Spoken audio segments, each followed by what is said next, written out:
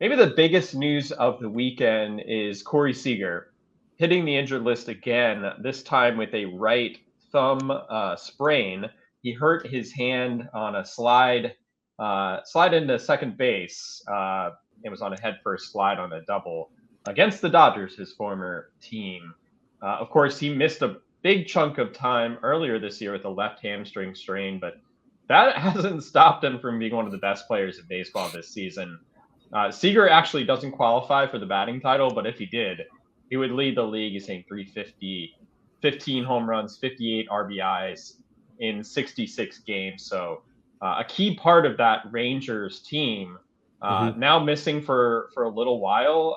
Ezekiel Duran was in the starting lineup Sunday at shortstop, and likely Mitch Garver is going to see a lot of time at DH for however long Corey Seager's sideline.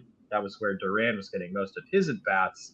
So if you need a second catcher, I think in a mixed league, Garver is viable at this point with the playing time there. But no doubt that is a tough blow for the Rangers and for fantasy managers. Yeah, it's a challenge. And I have him in one league where my middle infielder is Tim Anderson. So it's like technically I have a shortstop replacement, but do I really? Because he's not really given much of anything. But yeah, I mean, I think, that the as you mentioned, Duran has been the natural replacement sliding over to short. So he's not that he was set to lose any playing time, but he won't. And he'll continue to be in that lineup. I did notice that on Sunday, Brad Miller also resurfaced from the depths. And that may have had something to do with the fact that Adolis Garcia also was out of the lineup Sunday because he got hit with a 98-mile-an-hour fastball in the hand on Saturday.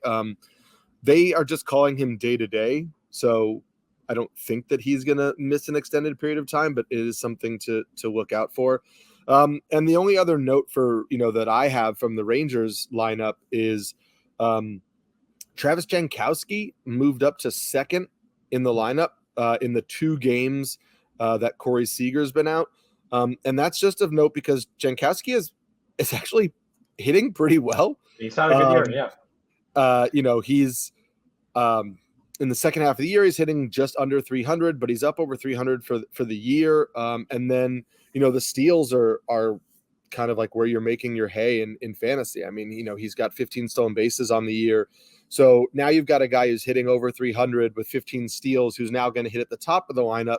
So he'll also give you runs. So you've got a guy who was a 2-category contributor who's now can be a 3-category contributor.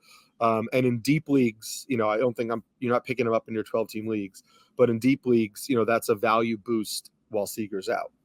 Yeah, and Jankowski makes contact. He gets on base. He does not hit the ball hard at all. No. He doesn't have a single barrel in 133 batted balls this season, but sprint speed 88. So the speed's legit. You'll love the volume near the top of the lineup. He also plays really good defense. So he's been a valuable player for the Rangers this year. And yeah, I mean, I think in a deeper mixed league, he does make sense as a pickup, assuming he stays near the top of the lineup. But let's talk shortstop replacements or middle infielder replacements. Now, shallow type leagues, Tim Anderson has been a little better recently. Whether that's sustainable, we'll see. He's out there in 41% of Yahoo leagues. Orlando Arcia is available in 48% of leagues. In that Braves lineup, he's been a nice surprise this season. But looking a little bit deeper at fantasy, shortstop eligible players, Michael Garcia, I think we both like him. Jordan Westberg with the Orioles. Zach Neto with the Angels, and then you get a little bit deeper, Mauricio Dubon, Jorge Mateo, who's really tailed off since the start of the season, Luis Garcia with the Nationals. I believe he's eligible at 3 different positions. So that's kind of what you're looking at. Out of those 6 names I mentioned, Garcia, Westberg, Neto, Dubon, Mateo, Garcia, who are you liking? Yeah, I still think it's Michael Garcia. We've talked about him a little bit, and I know you're not getting a lot of power from him, and the batting average has fluctuated up and down as it usually does with rookies, but he hits the ball hard. Hits the ball hard in the air too, so there is some potential power upside if he were to kind of raise the launch angle, which is, I think like 4 degrees right now. So he doesn't get a lot of barrels and he doesn't hit a lot of home runs, but we know he makes authoritative contact, and we know he can run. He's just going to be locked into at bats in a Royals lineup that isn't great, which is also the downside of like you're not getting a ton of runs and RBIs. But I still like that profile. I'm kind of into Willie Castro too, who is available. I'm trying to get this figure right now. He's only rostered in 14% of Yahoo leagues, but he has 23 stolen bases on the year. They move him around all the time. When Polanco comes back, there may be a little bit of playing time crunch, but we're not there yet. And then another name, if you are in a league where you can pick players up like right now, like not an NFBC league, but Ezequiel Tovar is now rostered in under 50% of leagues, and the Rockies play the Nationals for 3 games on the road, and then they play Oakland at home. So it's a pretty good week for Rockies hitters.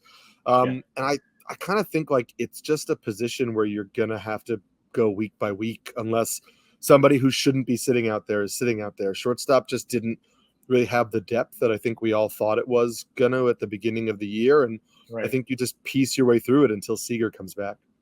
So you mentioned the Twins situation with Jorge Polanco. Looking at the middle infielder potential replacements, Eddie Julien with the Twins has been ridiculous recently. And I think the Twins have indicated like Julian's going to play. He's going to be in that lineup when Polanco comes back. He's been arguably their best hitter recently. Alex Kirilloff has really taken off as well recently. He's a favorite of mine. Trevor Story is on a rehab assignment right now. I think he's worth watching. Coming back from Tommy John surgery, he's only second base eligible. We'll see what happens there. Wilmer Flores has been one of the hottest hitters in baseball recently. Should probably be playing every day. He's usually known as a lefty masher, but he's been pretty competent against right-handed pitching. This year, he's eligible all over the place too. So those are more shallow league options, but keep an eye on Story. I'm really interested to see what he'll look like when he gets back. Yeah, he homered in his first rehab start in AAA. He played 5 innings at shortstop in that first game.